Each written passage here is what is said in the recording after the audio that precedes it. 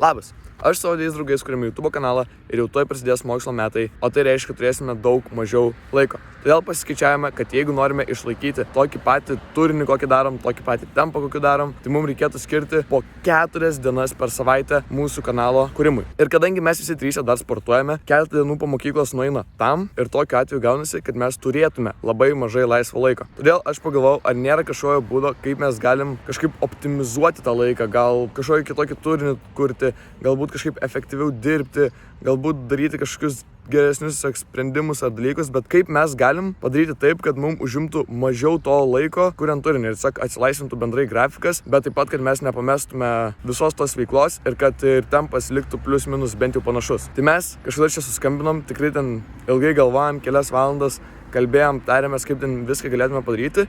Ir tikrai priėjom nemažai sprendimų. Pavyzdžiui, mes galime sumažinti laiką skirtą rašyti scenarijams, elementariausiai darant daugiau improvizacinių video. Taip pat galim sumažinti laiką skirtą montavimui, jeigu darom trumpesnius video. Ir taip pat dar visokiausių ten irgi variantų prigalvojom, kaip ką būtų galima daryti. Ir galiausiai padarėm taip, jog mums reikėtų skirti tik tais 2 dienas per savaitę tam, jog palaikytume mūsų kanalą. Negana to, jeigu viskas pavyks, mes turėtume išleisti po 1 ilgo formato video per savaitę. Taip pat mes turėtume išleisti po gal 4 ar net 5 klipukus per savaitę. Dar prie viso šito 2 tiesiog trumpo formato, bet jau su visiškai atskirais scenarijais, su visiškai atskirom idėjom video.